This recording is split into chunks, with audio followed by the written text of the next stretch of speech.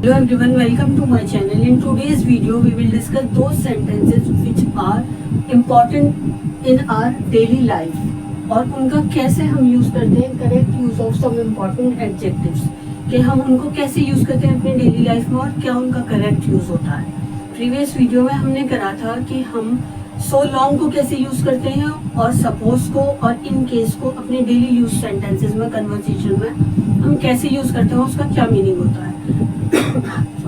ये सब मैं आपको वर्बल भी बता सकती हूँ, मुंह से भी ऐसे ही बोलकर कि ये सेंटेंस यहाँ यूज होता है, इसे हम ऐसे करते हैं। लेकिन he fail due to his negligence, के हम ड्यू टू को ऐसे यूज करते हैं। लेकिन एक टीचर को हमेशा जब तक वो ब्लैक बोर्ड यूज ना करे और समझाए नहीं बच्चों को क्लियरली, जब तक सेटिस्फेक्शन नहीं मिलता, तो इसलिए आज मैं आपके लिए लेकर आई हूँ। स्मार्ट बोर्ड पे भी लिखा हुआ था इसी तरह, ये सब मैं आपके लिए लिख कर लेकर आई हूँ कि जो मुझे आपको समझाना है, क्लियर करना है, कैसे ड्यू टू को कहाँ यूज करते हैं और उसका क्या मीनिंग होता है, ओइंग टू का, अनदर का, अदर का और एनी अदर का, और फर्दर, फर्दर्स और फर्दर्स का क्या मीनिंग होता है और उसे हम सेंटेंस में कैसे यूज करते हैं। आज मैं आपके लिए ये सब लेकर आई हूँ और आज इतना ही, और उसके बाद और भी करेंगे। अभी हम समझते हैं कि हम ओइंग ड्यू टू और ओइंग टू को हम कैसे यूज करते हैं और उसका क्या मीनिंग होता है सेंटेंसेस में। इसमें ड्यू टू के साथ में हम प्रपोजिशन की तरह यूज कर रहे हैं उस टू को, due to, owing to. Due to का मतलब होता है कि रिजल्ट ऑफ, के कारण से,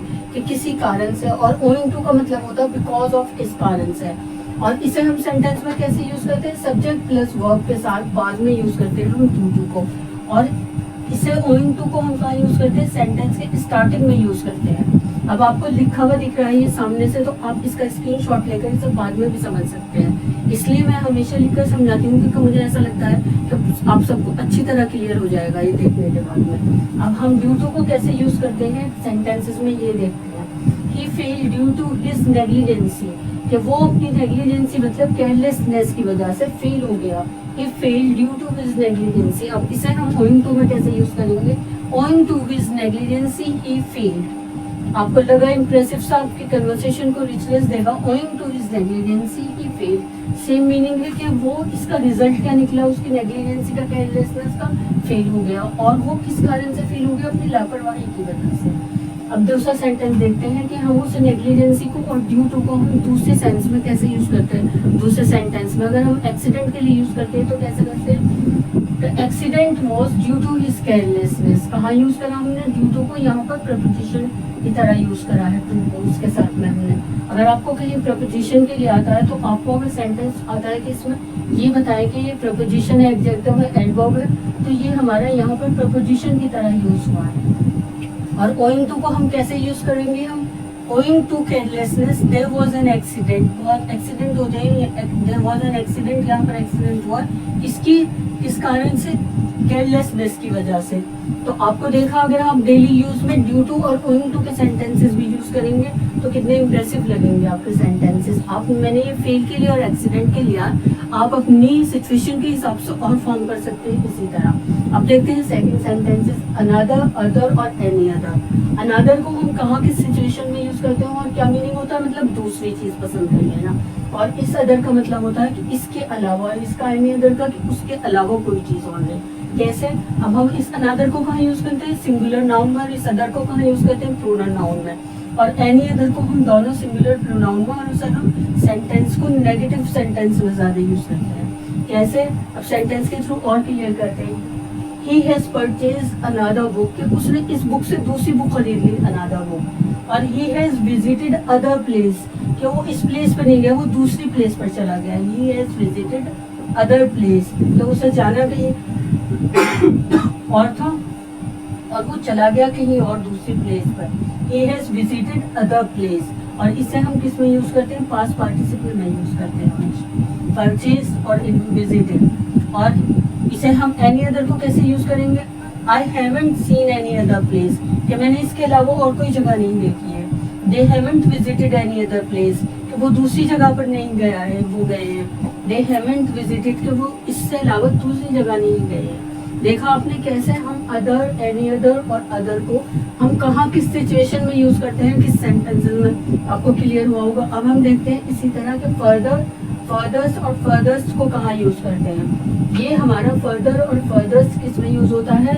जैसे हम सुपरलेटिव, पॉजिटिव, कंपैरेटिव और सुपरलेटिव डिग्री में यूज करते हैं। कैसे? दूर और उससे भी दूर, सबसे अधिक दूर, पॉजिटिव, कंपैरेटिव और सुपरलेटिव, फार, फर्दर और फर्दर्स्ट। और इस फर्दर को हम एडिशनल, अतिरिक्त में यूज करते हैं। क्या आपने बस इतनी देर कर दी और इससे ज्यादा और एडिशनल और इसके अतिरिक्त और देर मत कीजिएगा। इसे हम दूरी के लिए यूज करते हैं और इसे हम एक्शन में और सूचना में यूज करते हैं। कैसे? सेंटेंस के थ्रू और क्लियर करते हैं। नो फर्दर एक्शन, नहीं, Mumbai is further from Alwar than that of Jaipur. कि मुंबई क्या है, वो अलवर से और जयपुर से भी ज्यादा दूर है।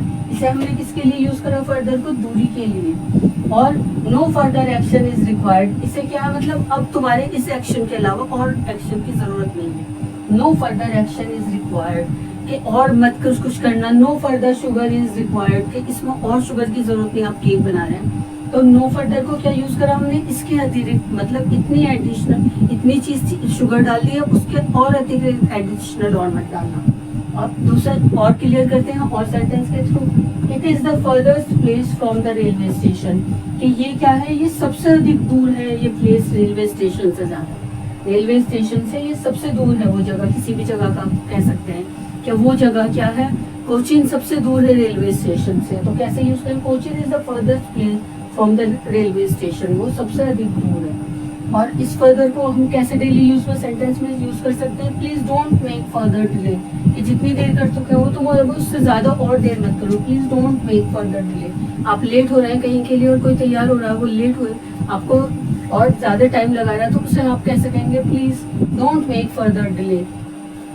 प्रैक्टिस कीजिए, बने रहिए मेरे साथ ऐसे ही इंपॉर्टेंट और यूजफुल टॉपिक के लिए। आपके एग्जाम्स के लिए भी इंपॉर्टेंट। अगर आपके एग्जाम्स में कहीं ड्यू टू, ओइंग टू का सेंटेंस आता है या फिर ये आता है कि इन दोनों में डिफरेंस क्या है, तो आप सेंटेंस में डिफरेंस भी कर पाएंगे और आप समझ पाएंगे कि उसका क्या मीनिंग है और उसे हम कहाँ यूज करते हैं। और अदर, एनी अदर और एनी अदर को भी यूज कर सकते हैं आप डेली यूज में भी। और जब तक आपको मीनिंग नहीं पता हो तो आप कैसे उसको यूज करेंगे अपने कन्वर्सेशन में भी, डेली यूज में। तो ये सब आज इसलिए लेकर आई हूँ कि आपको इन सब के मीनिंग भी समझ में आए और आप डेली यूज में यूज भी कर सकते हैं। और ये आपके एग्जाम्स के लिए भी इम्पोर्टेंट है।